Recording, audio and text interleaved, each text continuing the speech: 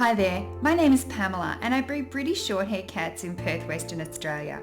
I've been breeding and exhibiting my cats since 2004 and I'm even a cat show judge. I'm passionate about the cat fancy and I want to share my knowledge and experiences with you so that you can enjoy your hobby as much as I do.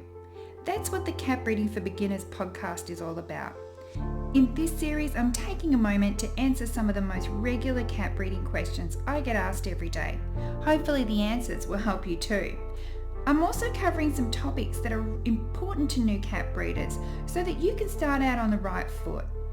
Some of the episodes are scripted and some of them are off the cuff. The audio is both good and bad, but the main thing is the information, and I'm sharing it in whatever way I can with you in mind.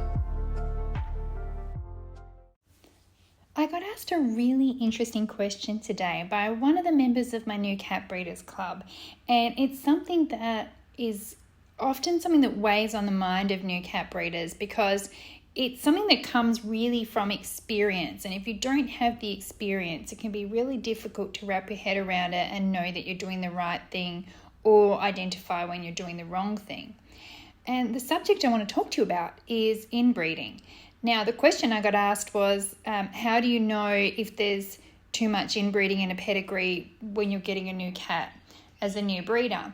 And the answer is it's really hard to tell because you need to see a lot of pedigrees and understand a lot of pedigrees before it will actually make sense to you whether it is or it isn't an inbred pedigree.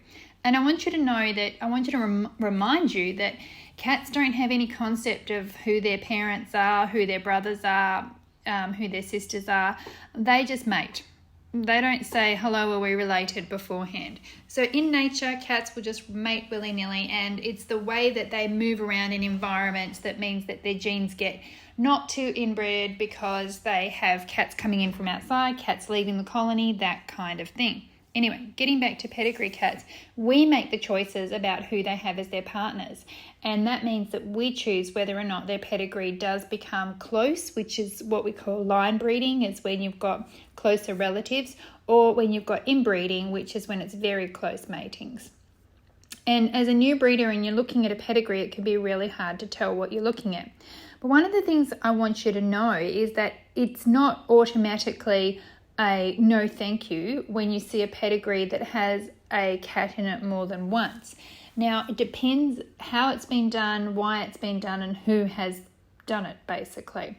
Often you'll find that there might be a cat that is particularly good in a particular breed, and that cat's pedigree, that cat gets used by a lot of breeders, or his kittens are used by a lot of breeders. It's often a male because a male obviously can have more litters than a female can in their lifetime. You can put more girls to a boy than you can have litters from a girl. So let's just assume it's a boy, and that boy is in a lot of different pedigrees because he's been very popular, he wins at shows, he's good at getting the job done, and he has lots of kittens. So that particular cat might be in a lot of the pedigrees for that particular breed. What you will notice is if you have, in years to follow, you will notice that cat will pop up on the pedigree in lots of different spots. It might be a grandparent, it might be a great-grandparent, it might be a father. It might be in different spots on that particular pedigree. And as someone who's starting out, I think it's okay for you to see it there maybe twice. If you see it more than twice, I would maybe ask someone else to have a look for you. In fact, if you have any pedigree, if you have someone that's helping you or mentoring you, ask them to have a look at it for you. They'll be able to have a better understanding of what's going on. But if it has that cat 3 or 4 times, then you need to think that's an inbred pedigree. And it's not to say that that's actually going to be a problem, because if that particular cat doesn't have anything bad that he's passing on, that's not going to be a problem. And as soon as you put that particular kitten that you're looking at to a completely unrelated cat, then that's going to widen that gene pool that you've got there, the genes that are in the kitten that's going to be produced. But what can happen, and people think, I'm not going to get a pedigree that has that cat in there 7 times. I'm not going to get a pedigree in there that has that cat in there 2 times. But what you don't know is what's behind that, because that cat, you might go to the 5th generation and think, yep, I'm all good. No one's doubled up in there. We're all great. And then in the 6th generation, which is a generation you don't have there in front of you on the piece of paper, that male that we're talking about, he could be the father of every single one of the grandparents. And then you have a massively inbred pedigree. It's really hard to get your head around. What people can do is they can use software. They use their pedigree producing software to work out inbreeding coefficients and things like that. But really, it's very unlikely that you are going to have a cat that's going to be in so many pedigrees as I've just described. Now, it's not to say that it's not though, because a lot of the Australian, for example, my breed is British Shorthairs and I'm in Australia. And if I look back in the Australian British Shorthair pedigrees, there's particular cats that just pop out that are in everything.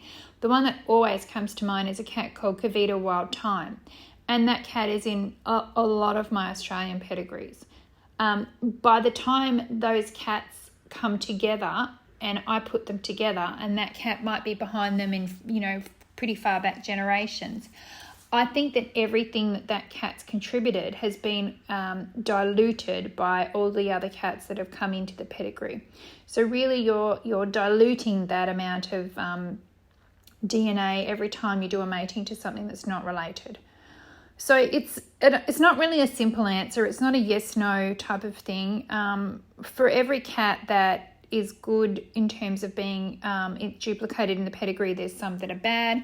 I can think of another example where a cat that was very good was in a lot of pedigrees and had a lot of kittens and was doubled up here, there and everywhere. And then it wasn't until that cat was a bit older that it was realised that that cat had heart problem and that had been passed on to a lot of the kittens. And so that was a bit of a shame because it was passed on to quite a few and there was problems there.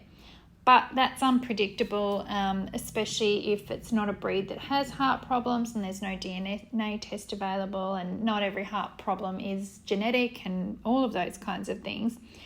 So a lot of it comes down to you do your best to work out what's in there and make sure that you ask as many questions as you can and talk to other people about it and take their advice. But you recognise that every time you get a new cat in, you're rolling the dice. You don't know, you don't even know, and this is going to maybe scare a few people as well. You don't even know that what you're getting is what you're getting. Because, and I hear stories of this as a breeder that's been around for a long time.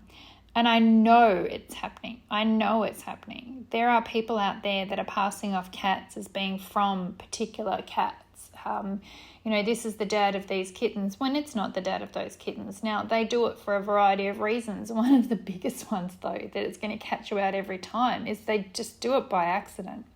They just don't know. They're people that are not keeping really good control over which cats are going in with which cats, or maybe they're not good with their paperwork and writing down who's been in with who, and they just think it is that one when it isn't that one. And these are things that we don't know. So in every pedigree that you're looking at, you might see that there's a double up of cats here. They might see that there's 3 of this particular cat there. But you don't know that that's actually all what you're seeing is what you're seeing. There might be a cat that appears once that's actually in there 3 times because people have been a bit bad with their breeding. It's a bit of a luck of the draw. And I know this sounds really negative and I think it's going to maybe scare a few people, but that's just... I know people like to think, no, it's perfect. That doesn't happen. It does happen, and we don't really need to hunt these people down and burn them at the stake. It is what it is. It's kind of the nature of the beast that this is going to happen from time to time, that a pedigree that you see in front of you is not actually going to reflect the actual cats that you have. So that's something else to think about. So when you're reading pedigrees, it's something that comes over a long period of time, and experience, that you can just look at it and go, I like that or I don't like that. Now, I am, and people will know this about me, I am not even that good at doing it. I actually don't even look too much at the pedigree. I'll look to see if it's got what I want, maybe. Sometimes I have bought cats specifically for their pedigree because there's been cats in the background that I've actually really appreciated and wanted to have a little bit of that. But mostly I'm going by what the cat looks like. I'm going by what the kitten looks like and what the 2 parents look like. And is that going to give me what I need in my breeding, in my recipe that I'm making? Remember, your breeding is your own recipe. You take cats from other people, which are the ingredients, and you put them together and then you create your own cake, which is a cat. So I'm not looking too much at the pedigree, but when you're new to breeding, you can be looking at that a lot, and it can really weigh on you that am I making the right decision? Is this pedigree correct? Is this pedigree right? Does this pedigree have something in it that I can't see because I'm not experienced? The best way to find out is to give it to someone that is and ask them to have a look for you. So that's a little bit of advice and a little bit of an answer to a question there from one of my members from the New Cat Breeders Club. If you haven't joined, I'm not sure when you're listening to this, but it's only going to be open for another couple of days, and then I am closing the doors for a little while. So you may have to go on the wait list for that, but there's information on my website at www.catbreedingforbeginners.com. I would love to see you there. Bye.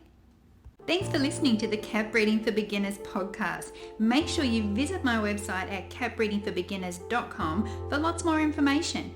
You can sign up to my email list and stay tuned as my Cat Breeding 101 online course is coming soon.